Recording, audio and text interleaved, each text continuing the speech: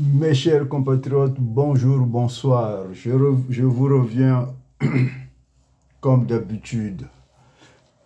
Ma communication d'aujourd'hui s'intitule « Le combat idéaliste d'une diaspora aux antipodes du réel ».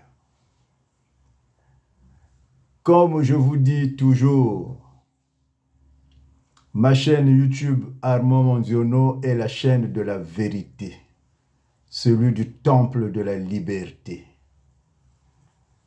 Abonnez-vous massivement pour que vous ne soyez plus des victimes du mensonge, surtout de la diaspora. Alors, le combat idéaliste d'une diaspora aux antipodes du réel. Pour ceux qui n'auront pas la possibilité de visionner la vidéo, je vous demanderai de venir sur le site nzoïsme.com. Qui a le droit de parler? Qui n'en a pas le droit? Qui est naïf et qui ne l'est pas? Dans cette diaspora congolaise qui n'est autre que le relais de l'éveil de la bêtise enfouie dans la jeunesse congolaise. Encourager une jeunesse à s'engager sur la voie du crime institutionnalisé, c'est-à-dire s'enrôler dans les forces publiques tant que le clan Sassou Nguesso régnera au Congo, tant que ce clan fera main basse sur le Congo.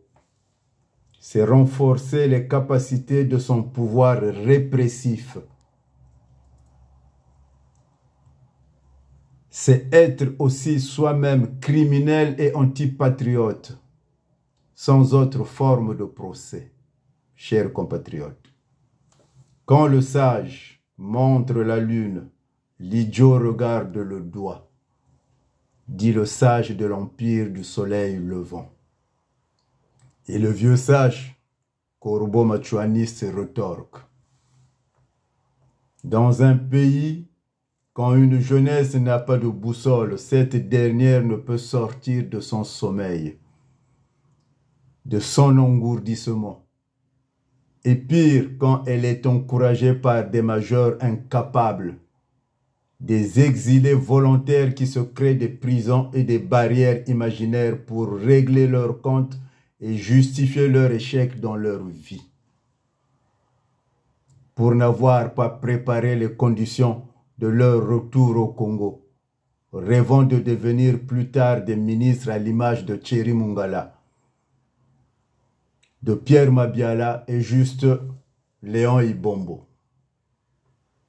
Après s'être ingurgité 2 à 3 verres de vin discount et du camembert pourri, nombreux d'entre eux s'affabulent le titre d'opposant, se croyant plus intelligents, plus rusés que leur soi-disant adversaire principal, j'ai nommé Denis Sassou Nguesso. Cependant, ne pas tenir compte des tenants et des aboutissants, d'un pseudo-soulèvement, d'une jeunesse sans lendemain pour des raisons alimentaires, l'assimiler à un éveil de conscience, s'engager à en faire écho et le confondre à un début de prise de conscience, c'est avant tout l'exposer à une virulente répression et surtout encourager l'abrutissement de cette dernière. Et pour soi-même, c'est faire preuve d'une extrême naïveté pour ne pas dire ineptie.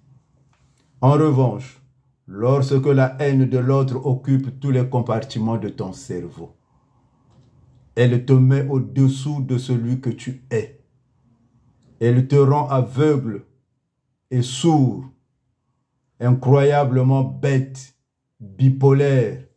La haine, c'est la vengeance du poltron devant Sassou Nguesso. C'est un sentiment qui ne peut exister que dans l'absence de l'intelligence. C'est aussi la colère des faibles et une défaite de l'imagination. Cette diaspora est bicéphale et cannibale.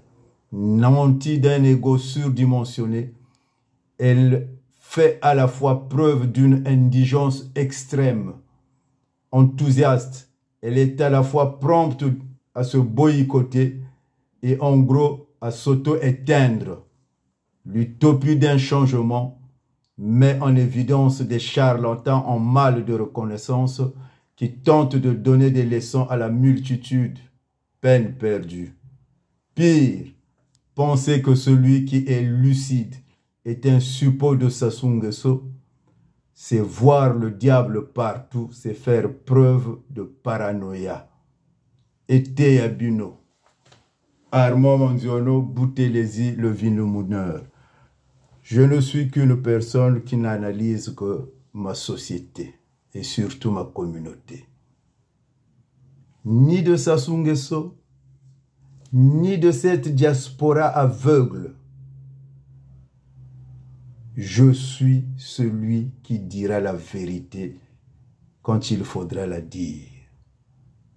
J'en ai terminé et j'espère que vous comprendrez mon message. Jamais, jamais je vous dis, ne perdez pas votre temps en me collant des étiquettes et je ne fuirai pas le Congo. C'est mon pays. S'il s'agira d'aller y périr, j'y partirai quand le moment sera venu pour moi. J'en ai terminé.